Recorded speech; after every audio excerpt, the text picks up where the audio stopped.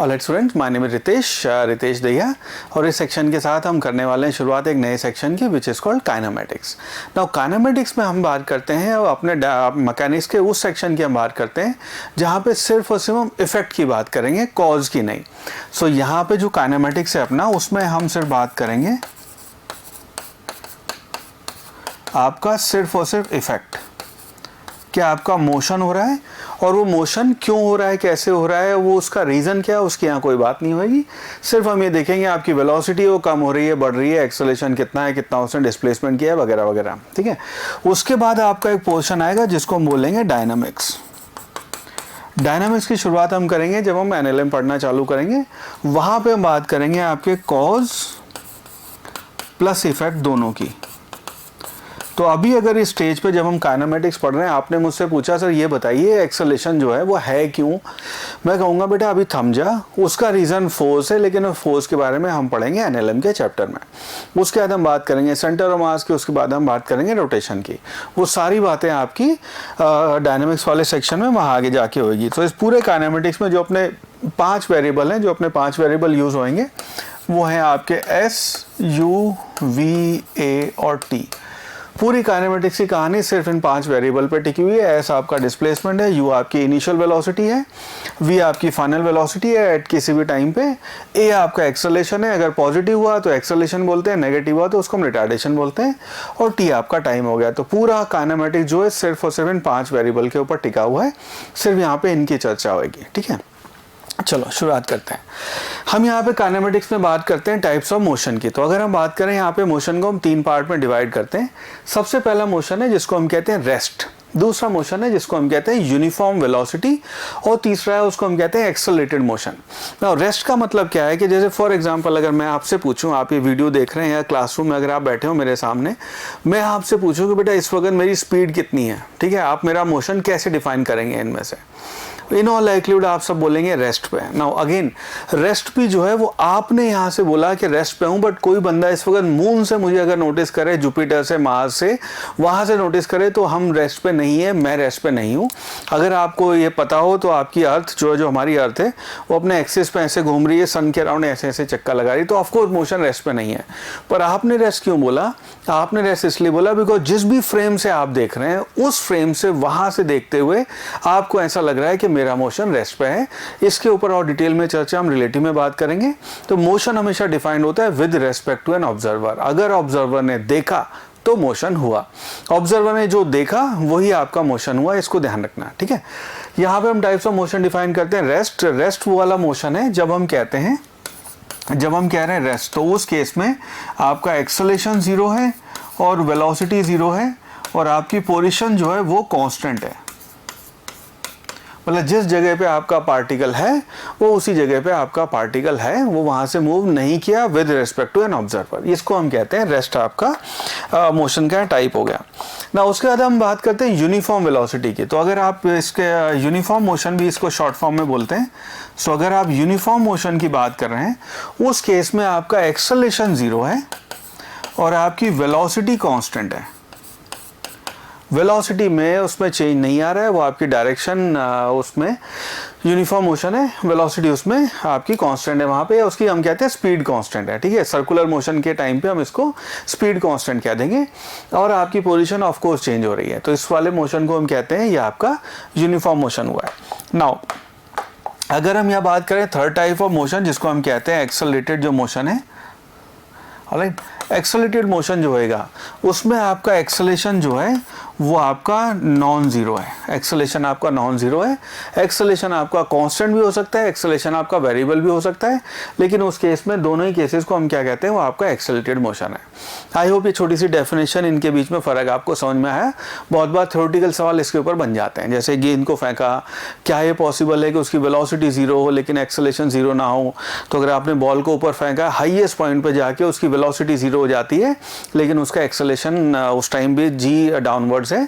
सो ये सारे सिनेरियोज आपके इन थ्योरेटिकल चीज़ों के लिए ये छोटे छोटे कॉन्सेप्ट बड़े इंपॉर्टेंट है। ठीक है, नेक्स्ट यहाँ पे बात करते हैं कुछ स्टैंडर्ड डेफिनेशंस की। सो स्टैंडर्ड डेफिनेशन जो है अपनी सबसे पहले होगी पोजीशन। पोजीशन को हम ये कहते हैं कि कोई पार्टिकल अगर ये आपका x ये y कोऑर्डिनेट्स है। एक्स वाई कोऑर्डिनेट ऐसे मान लीजिए कि जो आपका फ्लोर है या फिर यहाँ पे चींटी चल रही है इस बोर्ड पे, अगर पोजीशन की बात करें तो इस वक्त वो चींटी यहाँ पे या इस वक्त आप देखेंगे वो कार यहाँ पे या वो बंदा यहाँ पे, उसको हम कहते हैं उसकी करंट पोजीशन है। फिर हम एक डिफाइन करते हैं ओरिजिन। ओरिजिन आपकी और मेरी मर्जी होगी, हम अपना ओरिजिन कहीं भी डिफाइन कर सकते हैं। तो अगर मैं आपसे पूछूं इस पेन के कोऑर्डिनेट्स क्या हैं और अगर हमने वहाँ पे ओरिजिन माना हुआ है तो ये एक्स, ये वाई और ये जेड कोऑर्डिनेट हो गए। वहाँ ओरिजिन माना हुआ है तो एक्स वाई जेड उसके बेसिस पे हो जाएंगे। इसी को ओरिजिन मान लेंगे तो 0,0,0 हो जाएंगे। सो पोजीशन है किसी भी पार्टिकल की, ये आपकी एक्स वाई जेड तीनों ही डायरेक्शन ले लेते हैं, ठीक है। ये आपकी डिपेंड करती है ओरिजिन आपने कहाँ लिया है। तो 0,0,0 आपने तीनों ही इसको ओरिजिन माना हुआ है। तो एक्स उस ओरिजिन से एक्स डायरेक्शन में कितना दूर, वाई में कितना दूर, जेड में कितना दूर, ये आपकी पोजीशन डिफाइन होती है। राइट, नेक्स्ट यहाँ पे बात करते हैं आपकी डिस्टेंस की। छोटी सी डेफिनेशन है। डिस्टेंस ये है कि आप इस पॉइंट से ए पार्ट जगह से लेके मान लीजिए इस जगह गए हैं बी, और आपने रास्ता ऐसे ट्रैवल किया, आप ऐसे गोल घूम के गए हैं। क्यों गए हैं ये आप जाने, या आप ऑटो रिक्शा में बैठे थे, ऑटो रिक्शा वाले ने कहा कि मीटर से चलेंगे, आपने कहा हाँ मीटर से चलेंगे, और पूरा शहर घुमा के आपको वहाँ के लेके गया, देखो जितने किलोमीटर हैं। सो जो एक्चुअल आपको ऑटो वाले को पैसे देने पड़ेंगे वो डिस्टेंस के बेसिस पे होंगे। सो डिस्टेंस जो है उसको हम परिभाषा लिखते हैं एक्चुअल पार्ट ट्रैवल। तो ए से भी जो भी आपने डिस्टेंस लिया है, ऐसे गए या ऐसे गए, जो भी आपने डिस्टेंस लिया था, that is called actual part travel. Next यहाँ पे डेफिनेशन आती है जिसको हम कहते हैं डिस्प्लेसमेंट। नाउ डिस्प्लेसमेंट जो होएगा अपना, displacement will be equal to shortest path. आपका ए और बी के बीच में जो अगर आप चिड़िया होते हो सीधी लाइन में अगर जाते तो उड़ के यहाँ से ए से बी जब जाते वो एक्चुअल आपका डिस्प्लेसमेंट कहलाता है। इनिशियल पोजीशन और फाइनल पोजीशन ये आपका डिस्प्लेसमेंट होएगा। नेक्स्ट यहाँ पे डेफिनेशन की बात करते हैं जिसको हम कहते हैं स्पीड। नाउ स्पीड उसको हम कहते हैं जो स्पीड है उसको आप कहेंगे रेट ऑफ आपकी डिस्टेंस। तो rate of change of distance जो है, रेट का मतलब टाइम के साथ वेरिएशन होता है, तो rate of change of distance जो है आपका वो हम स्पीड कहते हैं। नेक्स्ट यहाँ पे डेफिनेशन आती है जिसको हम कहते हैं velocity. Now velocity will be vector quantity, ये होएगी बेटा रेट ऑफ आपका डिस्प्लेसमेंट।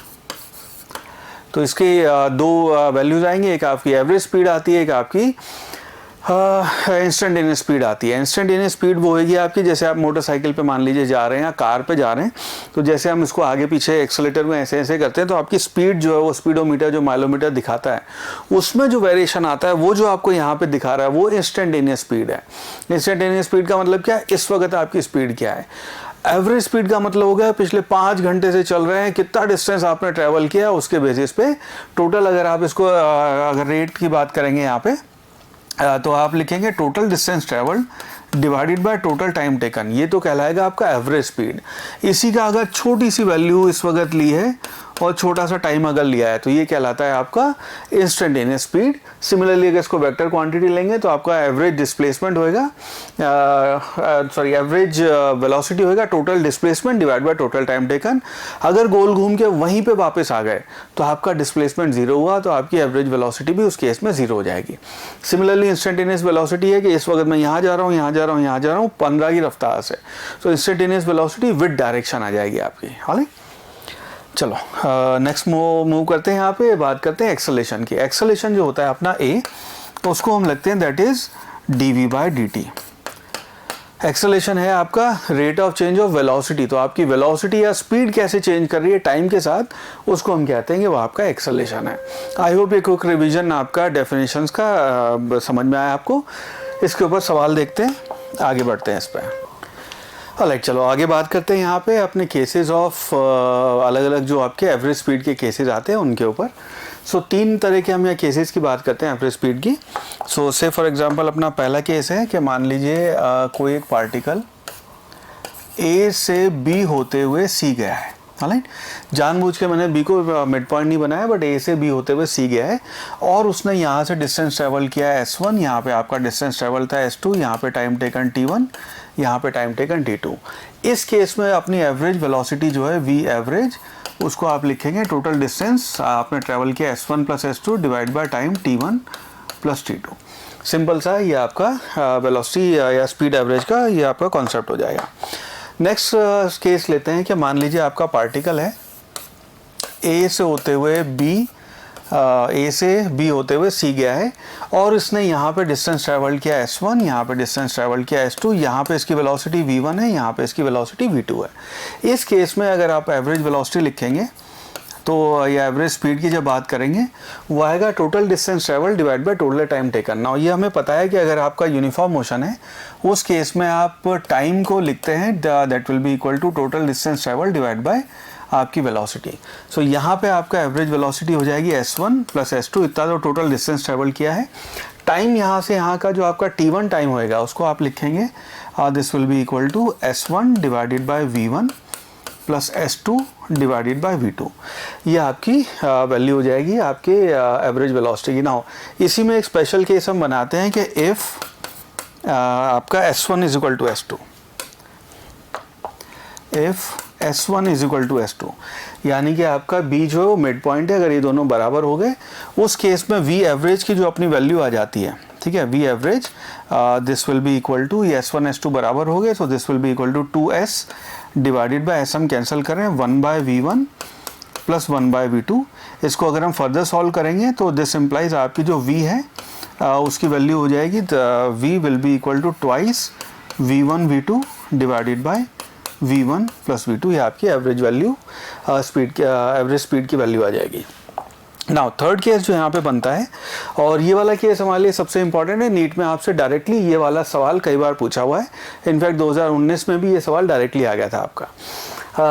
थर्ड केस जो अपना बनता है वो ये है कि आपका मान लीजिए सिनेरियो है ए पॉइंट से बी होते हुए पार्टिकल आपका सी पॉइंट गया है और आपने पहले v1 वेलोसिटी से t1 टाइम गाड़ी चलाई, उसके बाद v2 स्पीड से t2 टाइम के लिए गाड़ी चलाई। इस केस में जो आपकी एवरेज वेलोसिटी आएगी v average that will be equal to total distance travel. Total distance के लिए आप यहाँ पे यूज़ कर सकते हैं s is equal to ut वाला कॉन्सेप्ट। तो यहाँ पे टोटल डिस्टेंस जो पहले इस टाइम में डिस्टेंस जो ट्रैवल किया है that will be equal to v1 t1 plus v2 t2 divided by t1 plus t2। ये आपकी एवरेज इसकी वैल्यू हो जाएगी। इसी का स्पेशल केस होता है जब हम कहते हैं late t1 is equal to t2। मतलब ये है कि आपने पहले आधे घंटा या पहले 1 घंटा v1 वेलोसिटी से चलाया, उसके बाद 1 घंटा आपने v2 वेलोसिटी से चलाया। उस केस में इसकी v की वैल्यू हो जाती है this will be equal to v1 plus v2 divide by 2। ये आपकी एवरेज वैल्यू आ जाएगी वेलोसिटी की under this special case. I hope ये तीनों केसेस आपको समझ में आए। आपको फॉर्मूला ये ध्यान रखना है, ये वाला एक्चुअली फॉर्मूला तो total distance travel by total time taken ही है। ये आपके फॉर्मूला तीनों फॉर्मूले ध्यान होने चाहिए, डायरेक्टली उसके ऊपर कई बार सवाल बन जाते हैं। राइट, चलो अब आगे क्वेश्चन सॉल्व करते हैं इसी के ऊपर। 2019 में सवाल हमसे पूछा गया, क्वेश्चन था कि person traveling in a straight line moves with a constant velocity v1 for a certain distance x and with constant velocity v2 for next equal distance। सवाल है the average velocity v is given by the relation। ये वाली value आपको बतानी है। तो अपना इस सेकंड वाला केस हुआ है, तो आपने पहले डिस्टेंस x जो है वो ट्रैवल किया v1 वेलोसिटी से, उसके बाद x डिस्टेंस ट्रैवल किया आपने v2 वेलोसिटी से। हमें बताना है एवरेज वेलोसिटी का रिलेशन क्या होएगा। सो यहाँ पे एवरेज वेलोसिटी v, उसको हम लिखेंगे टोटल डिस्टेंस ट्रैवल यहाँ पे आपका हो जाएगा x plus x divided by x by v1 plus x by v2। इसको इधर ले आए, इसको इधर ले जाएँ तो ये हो जाएगा x by v1 plus x by v2 will be equal to 2x divide by v। ना x को अगर हम कैंसिल कर दें तो ये अपना आ गया 1 by v1 plus 1 by v2 will be equal to 2 by v। ये आपका फाइनल रिलेशन हो जाएगा। Hence option number 2 would be the right answer. ठीक है, सो ये अपने फाइनल आंसर हो जाएगा 4 नंबर नीट में। चलो आगे मूव करते हैं। यहाँ पे हम बात करते हैं बेसिक डेफिनेशंस की। हम कहते हैं वेरिएशन आपका एस, वी, ए और टी इनके बीच में क्या क्या रिलेशन है, और उनके बेसिस पे हमने फिर जो अपनी 3 इक्वेशन ऑफ मोशन है, जो न्यूटन की इक्वेशन ऑफ मोशन है, वो आप उसको एक बार हम डिराइव तो नहीं करेंगे, बट मैं आपको वो इक्वेशन बताता हूँ क्या है। तो 3 तो है आपकी वी, यू और ए की, और वो इक्वेशन है उनके बेसिस पे, और एक चौथी आपकी एस एन एथ की इक्वेशन है। यहाँ जो आपकी डेफिनेशन है जो आपको ध्यान रखनी है वो ये है, सबसे पहली चीज़ है जिसको हम कहते हैं v is equal to ds by dt। तो वेलोसिटी है बाय डेफिनेशन है वो आपकी इंस्टेंटेनियस वेलोसिटी, कभी भी आपका s का वेरिएशन या s का rate of change with time होएगा। तो ये आपकी पहली डेफिनेशन है। दूसरी डेफिनेशन हम एक्सेलरेशन की लिखते हैं, जिसको हम कहते हैं acceleration will be equal to dv/dt। तो एक्सेलरेशन आपका हमेशा v का रेट ऑफ चेंज है, तो आपको ऐसे डिफाइन करेंगे। इसी को हम लिखते हैं this is also equal to v dv/dx। v dv/dx कैसे आया, इसी को हमने dx से और dx से मल्टीप्लाई किया, डिवाइड किया, तो यहाँ पे एक तो dv/dx हो गया और दूसरा dx/dt था, उसको हमने v लिख दिया। ये उन सिनेरियो में हम यूज़ करते हैं जहाँ पे हमें a का वेरिएशन x के साथ दिया है, इसको हम यूज़ करते हैं जब वो t के साथ दिया हुआ है। एक और थर्ड चीज़ इसको आप लिख सकते हैं, this will be equal to d2x/dt²। ये आपका एक्सेलरेशन का वेरिएशन है। इन्हीं के बेसिस पे जो हमने इक्वेशन ऑफ मोशन डिराइव की हुई है, वो इक्वेशन ऑफ मोशन, अगर आपका एक्सेलरेशन कांस्टेंट है तो उस केस में आप डेफिनेशंस जो अपनी इक्वेशन है उनको लिखते हैं v is equal to u plus a t. I am sure ये चीज़ें आपको पता होंगी। s is equal to u t plus half a t square, और थर्ड इक्वेशन बनती है अपनी v square is equal to u square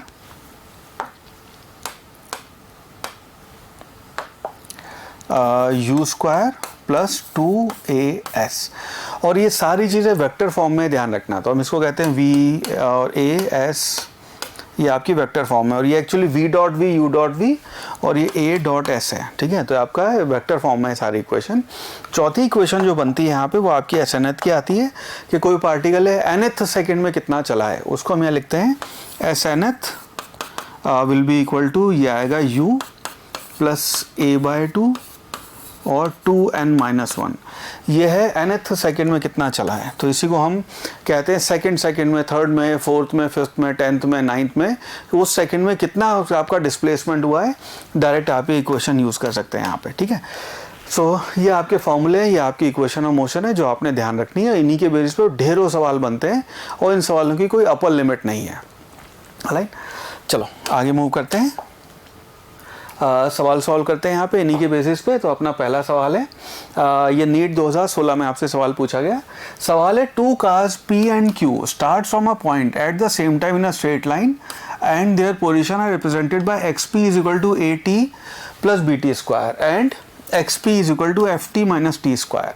ये आपकी दोनों की x कैसे वेरी कर रहा है टाइम के साथ, दोनों की अलग अलग पोजीशन ये अपने को दी हुई है। क्वेश्चन है, at what time do the cars have the same velocity. आपकी दोनों कार की वेलोसिटी कब हो सेम होएगी, ये सवाल है आपका। सो सिंपल सवाल है, इसको हम ऐसे करेंगे। तो अपना xp जो दिया हुआ है अपने को, पार्टिकल p कैसे वेरी कर रहा है टाइम के साथ, उसका डिस्प्लेसमेंट, उसको हमने लिखा at प्लस bt स्क्वायर, ठीक है। अगर वेलोसिटी की बात करेंगे तो हम क्या करेंगे, इसको डिफ्रेंशिएट कर देंगे, dxp divided by dt। Differentiate करके आपकी वेलोसिटी आ जाएगी। इसको जो डिफ्रेंशिएट करेंगे तो वैल्यू आएगी a प्लस 2bt। ये आपकी इक्वेशन नंबर 1 बन गई। अब सेकंड पार्ट के लिए अगर यही काम करेंगे हम, तो सेकंड पार्ट के लिए अपने को दिया हुआ है xq, वो वेरी कर रहा है आपका ft माइनस टी स्क्वायर। इसको डिफ्रेंशिएट कर देंगे तो वेलोसिटी ऑफ q आ जाएगी। सो इसको जब आप डिफ्रेंशिएट करेंगे, यह वैल्यू आएगी आपकी f माइनस 2t। ये आपकी सेकंड इक्वेशन हो गई। हमें वो टाइम बताना है जब इन दोनों की वैल्यू सेम हो, तो इन दोनों को सेम कर देते हैं। सेम करने के लिए हम करेंगे, इसको हम लिखेंगे a plus 2bt is equal to f minus 2t। t की टर्म इधर ले आए, दूसरी टर्म उधर ले जाएं। सो ये बनेगा 2b plus 2 multiplied by t will be equal to f minus a। 2 common लेके डिवाइड कर दें, so which implies final result t will be equal to f minus a divided by 2 common ले लिया b प्लस 1। सो ये अपना final answer हो जाएगा। Based on this हम कह सकते हैं कि option number d would be the right choice, d would be the right answer. चलो नेक्स्ट क्वेश्चन सॉल्व करते हैं। ये 2016 में पूछा गया सवाल है।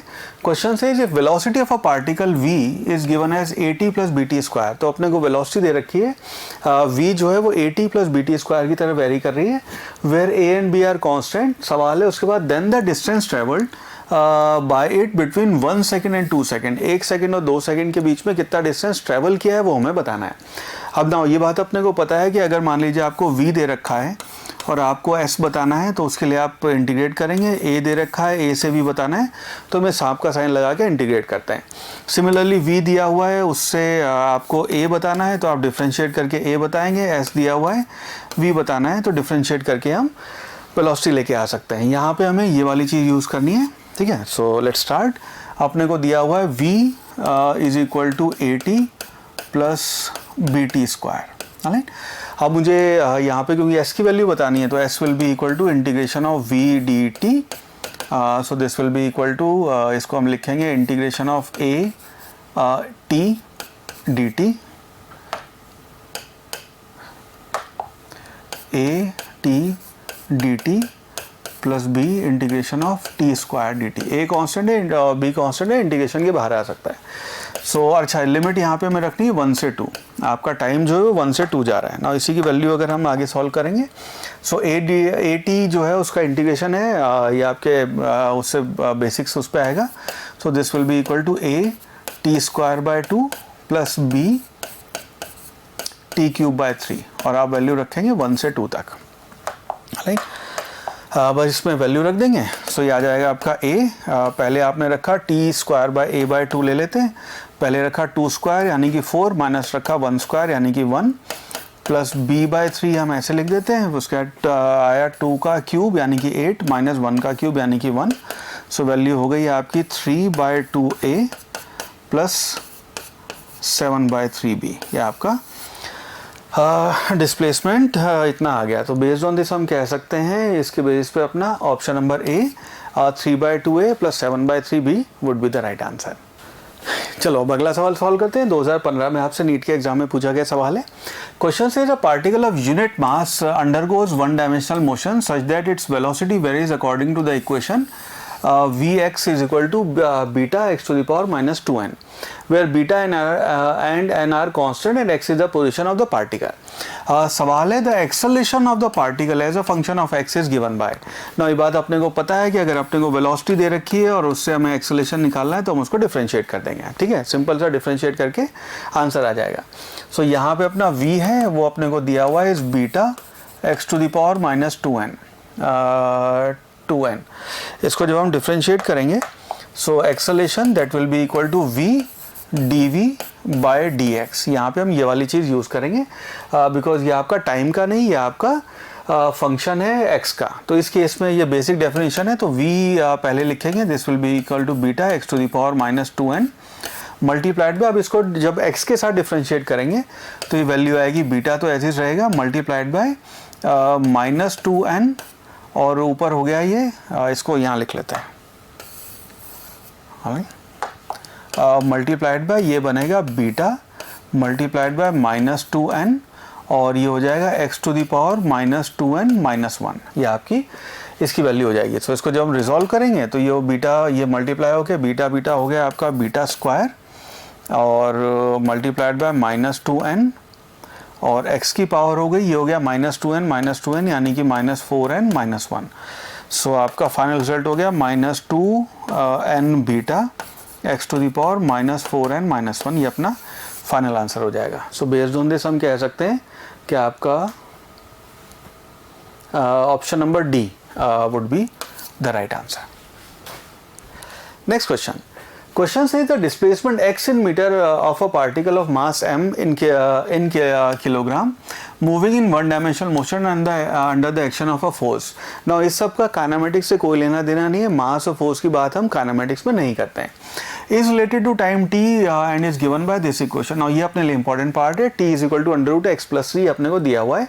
सवाल है displacement of the particle when its velocity is zero क्या होएगा। जब आपकी वेलोसिटी जीरो है उस टाइम पे डिस्प्लेसमेंट कितना होएगा अपने को ये बताना है ना। इसको थोड़ा सा इंटरेस्टिंग सवाल है, इसको हल्का सा मैनिपुलेशन थोड़ा सा यहाँ पे करना पड़ेगा अपने को दिया हुआ है t is equal to under root x plus 3। इसको इधर लेके आ जाए अगर हम तो इसे लिख सकते हैं under root x will be equal to t minus 3, दोनों का स्क्वायर कर दें तो x will be equal to t minus 3 का स्क्वायर।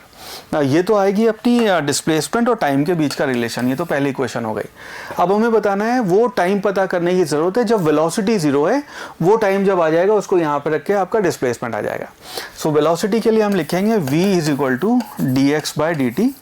ये आपकी वेलोसिटी होती है, इसको यानी कि इसको डिफ्रेंशिएट कर देंगे, इसको डिफ्रेंशिएट करके आएगा ट्वाइस t माइनस 3। नाउ हम चाहते हैं to find t at v is equal to zero. तो वेलोसिटी जब जीरो हो तो उस टाइम पे टाइम क्या होएगा, यानी कि इसको इक्वल टू जीरो कर देंगे, यानी कि twice t minus 3 would be equal to 0 implies t की वैल्यू हो गई 3 सेकेंड। तो आपकी वेलोसिटी जब 0 हुई उस टाइम पे टाइम हुआ 3 सेकेंड। अब उसकी वैल्यू यहाँ रख देते हैं, तो x की वैल्यू हो गई आपकी t -3 का स्क्वायर और उसमें t इक्वल टू 3 रख देंगे, तो एक्चुअली x की वैल्यू यहाँ पे आपकी 0 आ गई। ये बाई चांस ऐसा हो रहा है, यहाँ पे वैल्यू 0 आ रही है आपकी। ऑलराइट, सो दैट मीन्स आपका option number B 0 meter would be the right answer. Next question says motion of a particle along a straight line described by the equation x is equal to, ये equation का ध्यान रखना है, x is equal to 8 plus 12t minus t cube, where x is in meter, t is in second। हमारा सवाल है the retardation of the particle when velocity becomes 0। हमें उस टाइम पे retardation बताना है जब आपकी velocity 0 हो जाए। सो पहले डिस्प्लेसमेंट की इक्वेशन लिखते हैं, x इज इक्वल टू अपने को दिया हुआ है, this is equal to minus t square sorry t cube plus 12t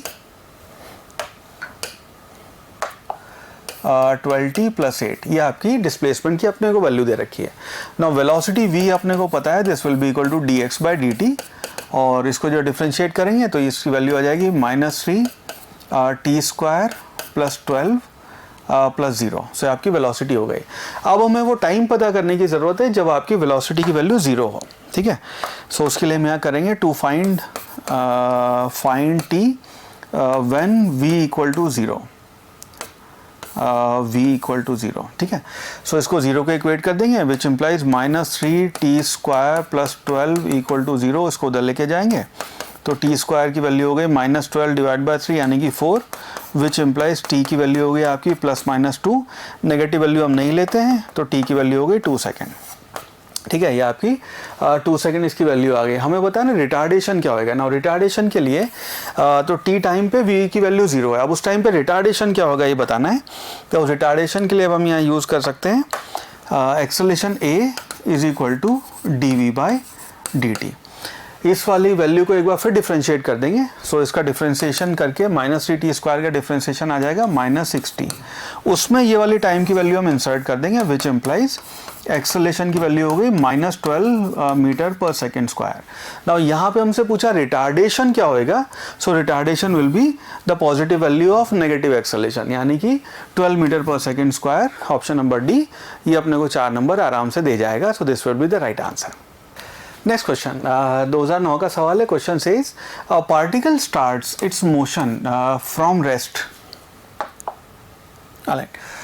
from rest under the action of a constant force.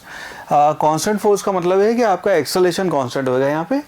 It covers the distance in the first 10 seconds, distance covered is s1। पहले 10 second में उसने s1 distance travel किया है, and distance covered in first 20 second is s2।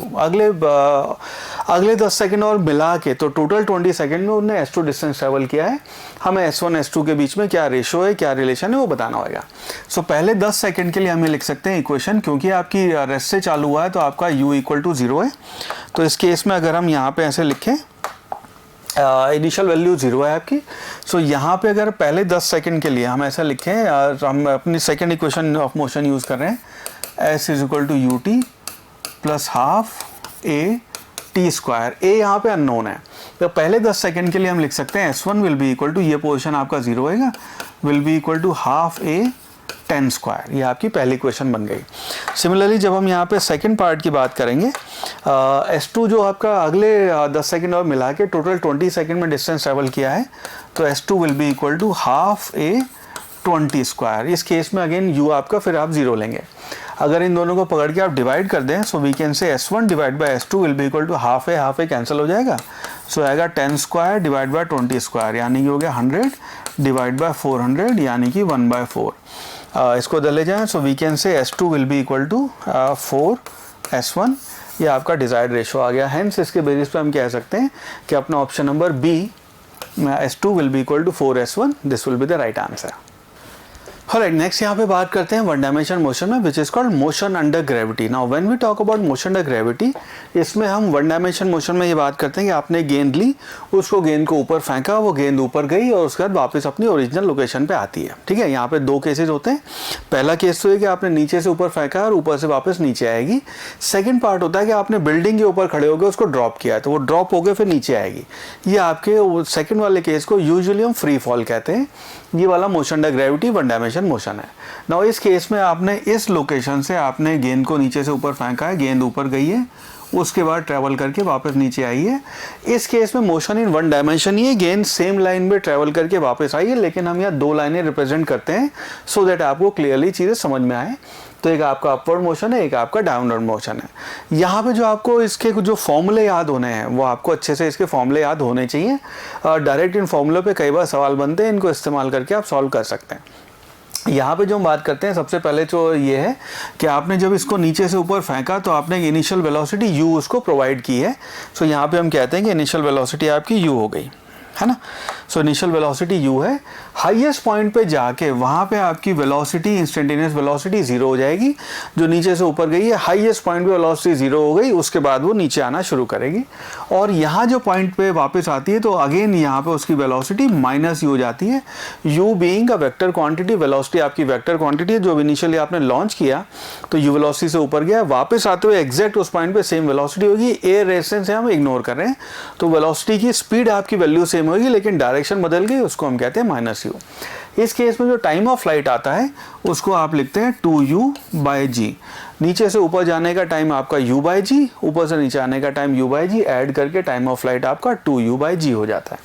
Maximum height की बात करते हैं, उसको आप लिखते हैं u² डिवाइडेड बाय 2g। ये पहले वाला आपका जो है ये आपकी फर्स्ट इक्वेशन से डिराइव हो जाता है, ये वाला आपका थर्ड इक्वेशन से डिराइव हो जाता है। फाइनल वेलोसिटी आपकी माइनस u आ जाएगी ना। अगर कोई यहाँ पे बात करे चेंज इन मोमेंटम कितना होएगा, तो आपका इनिशियल मोमेंटम जो था, चेंज इन मोमेंटम, उसको आप लिखेंगे initial final momentum minus initial momentum. ना फाइनल मोमेंटम जो है वो हो गया आपका माइनस mu। सो आपका change in momentum minus 2mu हो जाएगा, ठीक है। तो इनिशियल मोमेंटम आपका mu है, ऊपर की डायरेक्शन में मोमेंटम है, आते हुए माइनस mu है। दोनों को माइनस माइनस साइन लगा के करेंगे तो आपका change in momentum minus 2mu हो गया। इस चीज़ को ध्यान रखिएगा, कई बार आपसे यही पूछ सकते हैं, ये पूछा जाए तो ध्यान रखना है आपका चेंज इन मोमेंटम है। नाउ सेकंड केस है जिसको हम कहते हैं, यहाँ पे दोनों को एक बार थ्योरी कवर कर लेते हैं, फिर एक साथ सवाल करेंगे इनके। सेकंड केस है, उस केस को हम कहते हैं फ्री फॉल। फ्री फॉल है, यहाँ से आपने इनिशियल वेलोसिटी 0 देख के ड्रॉप कर दिया है। एक पार्टिकल है, उसको आपने बस यहाँ से, गेंद है उसको यहाँ से ऐसे ड्रॉप कर दिया है। अब वो under the action of gravity नीचे जा रही है। उस केस में टाइम ऑफ फ्लाइट जो है आपका, यहाँ से यहाँ जब ऊपर से नीचे आने की जब हम बात करेंगे तो इस केस में आपके h हाइट उसने क्योंकि ट्रैवल की है, सो इसको चलो मैं ड्राइव कर देता हूँ आपके लिए। इसका टाइम ऑफ फ्लाइट जो आएगा ऊपर से नीचे, अगर हम बात करें यहाँ पे, तो अगर हम यहाँ पे सेकेंड इक्वेशन ऑफ मोशन लगाएं तो हम कह सकते हैं s = ut plus half at² से, तो आपका डिस्टेंस ट्रैवल जो है वो तो आपका h हो गया। एक्चुअली अगर इस पॉइंट को हम साइन कन्वेंशन माने तो जहाँ से भी आप लॉन्च करते हैं उसको अगर हम 0 0 करें तो ये तो -h आपने डिस्टेंस ट्रैवल किया है, ये आपका 0 हो गया। ये आ जाएगा प्लस हाफ -g/t², ठीक है, ये -g है। इसका मतलब t की जो वैल्यू है वो हो गई √2h/g। ये स्टैंडर्ड फॉर्मूला है, इसको ध्यान रखिएगा। टाइम की वैल्यू 2h/g हो जाएगी आपकी, तो टाइम ऑफ फ्लाइट जो है ये हो गया आपका 2h/g का √। डायरेक्ट इसके ऊपर सवाल पूछे हैं आपसे। फाइनल वेलोसिटी की बात करेंगे तो यहाँ से अगर आप h डिस्टेंस ट्रेवल करके आ रहे हैं, इस केस में हम थर्ड इक्वेशन ऑफ मोशन लगा सकते हैं। थर्ड इक्वेशन ऑफ मोशन लगाएंगे तो हम लिख सकते हैं v² = u² plus 2as। v² है, इसकी वैल्यू हमें बतानी है, तो this will be equal to 0। ये हो गया 2 multiplied by -g multiplied by -h। Under root ले लेंगे तो v की वैल्यू आ गई √2gh। अगेन ये स्टैंडर्ड फॉर्मूला आपको ध्यान रखना है। तो फाइनल वेलोसिटी जो आएगी आपकी, that will be equal to 2gh। Just before hitting the ground आपकी वेलोसिटी होगी, तो डायरेक्ट इसको यूज़ करके आप एग्जाम हॉल में रिजल्ट निकाल सकते हैं। Now ratio of distance travel, यहाँ पे हम बात करते हैं कि डायरेक्ट इसके ऊपर सवाल पूछे हुए, इन दोनों को ध्यान रखना। डायरेक्ट इसके ऊपर यहाँ पे हमसे ऐसे सवाल पूछे हुए हैं कि पहले सेकंड में, दूसरे सेकंड में, तीसरे सेकंड में जो डिस्टेंस ट्रेवल किया है उनका रेशियो क्या होगा। नाउ ये रेशियो जो निकल के आता है, मैं डायरेक्ट रिजल्ट लिख रहा हूँ। S1 S3 S4, वो सारी कहानी जो है वो 1:3:5:7 ये आपकी वैल्यू आ जाती है। तो पहले सेकंड में उसने 1 मीटर अगर चला है तो अगले सेकंड में सेकंड उसमें वो 3 चलेगा, 5 चलेगा, 7 चलेगा। सो ये आपका रेशियो हो जाएगा डिस्टेंस ट्रेवल जो आपका उसका वो रहा है, ठीक है। चलो अब इसके ऊपर कुछ सवाल सॉल्व करना शुरू करते हैं। सो 2013 में हमसे सवाल पूछा गया, question says a stone falls freely under gravity, it covers a distance h1, h2 and h3 in first 5 second, next 5 second and next 5 second respectively. सवाल है इनके बीच में रिलेशन क्या होएगा h1, h2, h3 के बीच में। ना अगर आपने 1, 2 और 3 का रेशो अभी ध्यान दिया है, अगर वही सेम रेशो यहाँ पे आएगा, बट एक बार उसको डिराइव कर लेते हैं, ठीक है। सिनेरियो ये है कि ये आपका पार्टिकल है, आपने इसको यहाँ से ड्रॉप किया है, इनिशियल वेलोसिटी आपकी 0 है, तो आपने पहले 5 सेकेंड में तो h1 डिस्टेंस ट्रेवल किया है, अगले 5 सेकेंड में आपने h2 ट्रेवल किया है, सेम h2 लिखते हैं इसको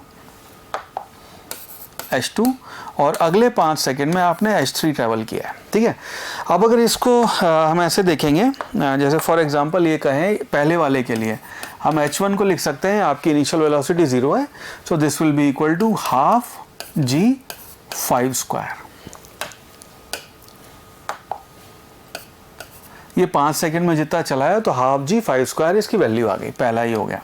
नाउ सेकंड वाले h2 को अगर हमें यहाँ से यहाँ तक कैलकुलेट करना हो तो h2 को कैलकुलेट करने के 2 तरीके हो सकते हैं। या तो आप यहाँ पे इनिशियल वेलोसिटी क्या थी वो पता करें, या फिर आप ही कह सकते हैं कि टोटल ये डिस्टेंस जितना ट्रैवल किया उसमें से h1 माइनस कर दें तो आपका h2 की वैल्यू आ जाएगी। सो h2 जो है उसको हम यहाँ लिखेंगे, h2 will be equal to, h2 है उसको हम लिखेंगे this will be equal to total displacement in 10 second माइनस पहले 5 में जो आपने डिस्टेंस ट्रेवल किया है, राइट। तो इसकी वैल्यू हो गई half g20 square minus half g10 का स्क्वायर, और सॉरी 5 का स्क्वायर।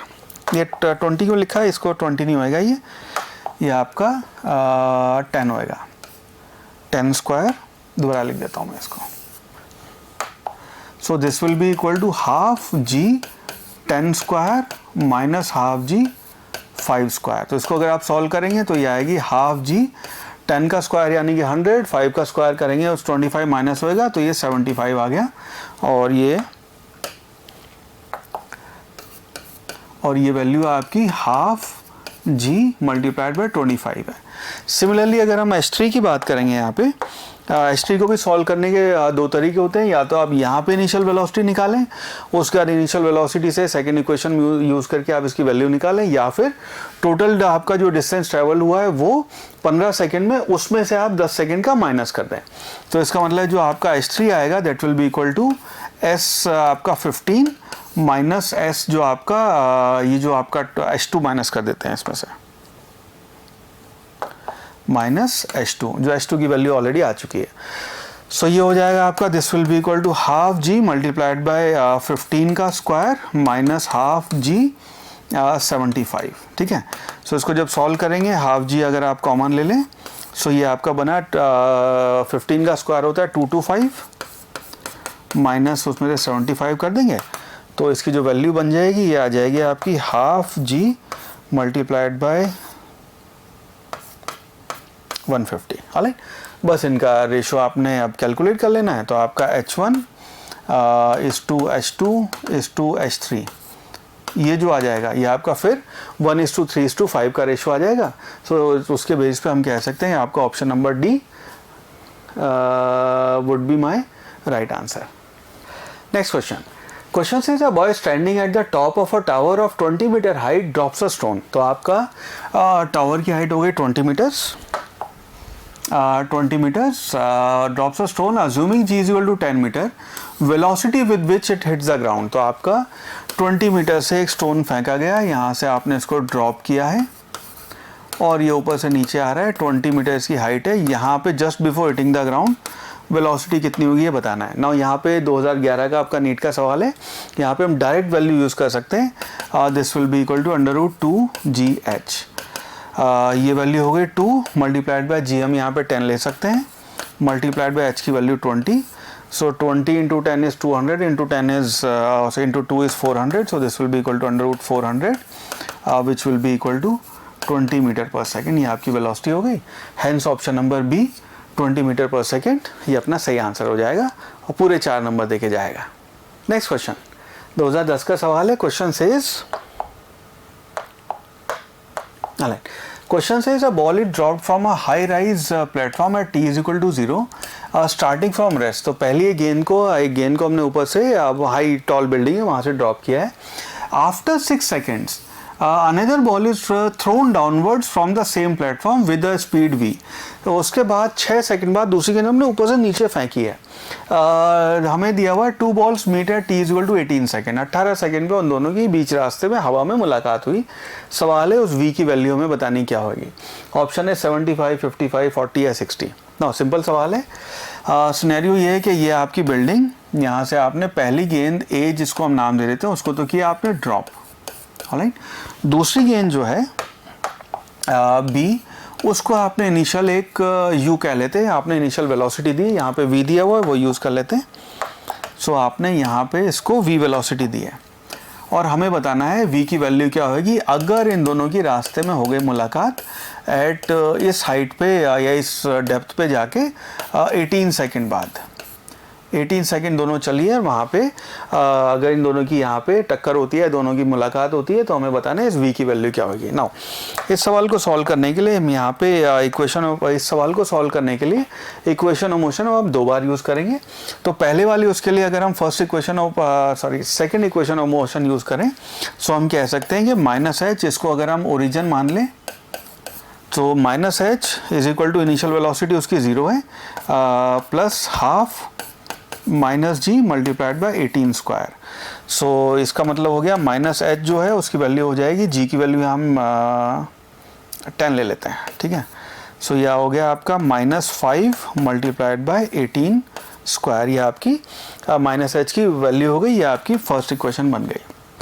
नाउ दूसरे वाली गेंद के लिए जब हम यही इक्वेशन लिखेंगे तो उस गेंद ने 6 सेकंड कम ट्रेवल किया है. ठीक है. और उसकी इनिशियल वेलोसिटी आपकी v है. सो उसने एक्चुअली 18 सेकंड ना चल के 12 सेकंड उसने ट्रेवल किया है. तो सेकंड इक्वेशन उसके लिए बना सकते हैं -h will be equal to u multiplied by 12 second उसका टाइम ऑफ ट्रेवल है plus half -g multiplied by 12 का स्क्वायर. अब ये आपकी सेकंड इक्वेशन बन गई. इसको थोड़ा सा और ऐसे लिख लेते हैं -h = 12u माइनस ये हो गया आपका 5 मल्टीप्लाइड बाय 12 का स्क्वायर. ये आपकी सेकंड इक्वेशन हो गई. ना फर्स्ट इक्वेशन और सेकंड इक्वेशन को हम इक्वेट कर देते हैं. तो ये आपकी वैल्यू हो गई -5 मल्टीप्लाइड बाय 18 का square will be equal to 12u minus 5 multiplied by 10 square. इसको सबको इधर ले आते हैं.